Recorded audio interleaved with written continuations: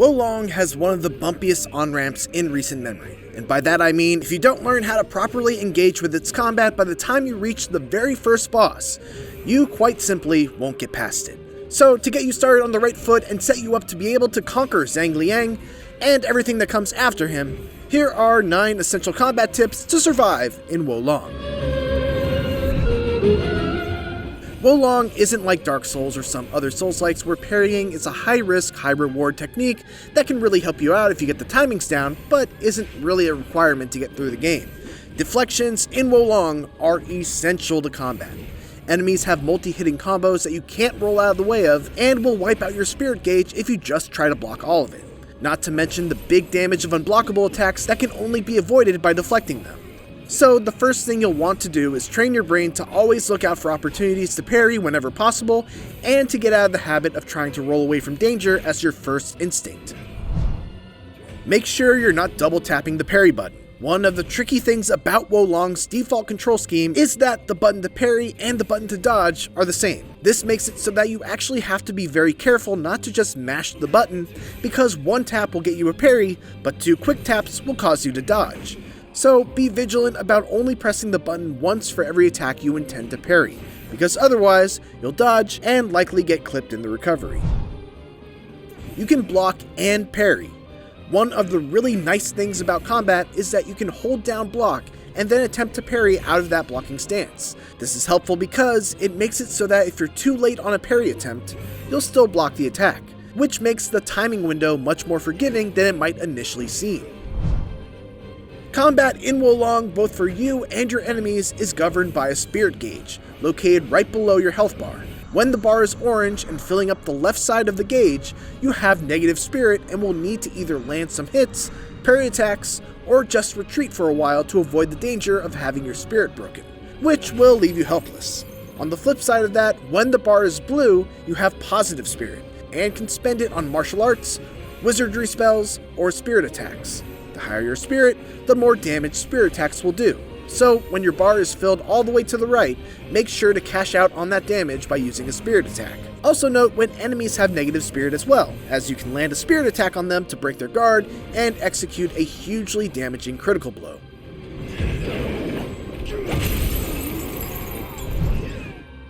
Be thoughtful about your attacks.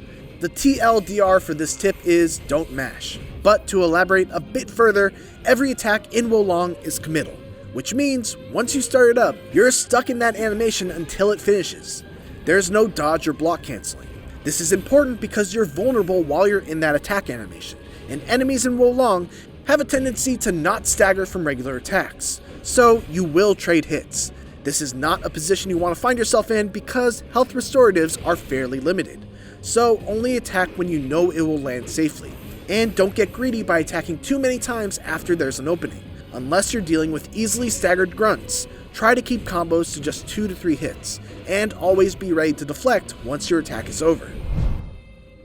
It goes without saying that you need to be able to learn enemy attacks, and it's also something that's easier said than done. At the very least, you need to be aware of what unblockable attacks each enemy has, and what the timing is in order to parry them. The good news is that most enemies have 2, maybe 3 of these, and they all have pretty distinct tells that give you plenty of time to react to them. For some larger enemies, like the big cat demons, you should also be aware of their multi-hitting combo attacks. Parrying them won't stop the combo, making it so that you'll have to parry every hit of the combo in order to get away unscathed. Martial arts abilities and wizardry spells. Don't neglect these. Certain martial arts abilities can be extremely powerful, especially if you use them to follow up a critical hit, as the enemy will still be recovering off of the ground and unable to interrupt you. Wizardry spells can also target enemy weaknesses, dealing dramatically increased damage and making them easier to stagger. Elemental weaknesses. Speaking of elemental weaknesses, here is the breakdown of what is strong against what. Wood beats earth, earth beats water, water beats fire, fire beats metal, and metal beats wood. If you come across an enemy that's inflicting a specific elemental status on you, they're probably aligned with that element, so you can use that to inform what enemy is weak to what.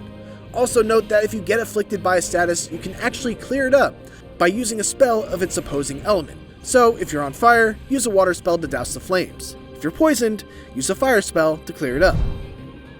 And finally, build synergy. Make sure that your stats match the weapon that you're wielding. If you're using a weapon that grants big scaling bonuses to fire and earth, your stats should also be largely focused on fire and earth. If you pool points into water virtue, you'll have much better damage with your ranged weapons, and thus should incorporate those much more heavily into your fighting style. Once you're far enough in the story, you'll be able to freely respec your stats at the Hidden Village by talking with Zhu Si, so you can match your stats with whatever your best weapon is, or vice versa. And those are 9 essential combat tips to help you get through Wo Long's deep and challenging combat. Hopefully they helped. If they did, leave a comment below, and for everything else, keep it here on IGN.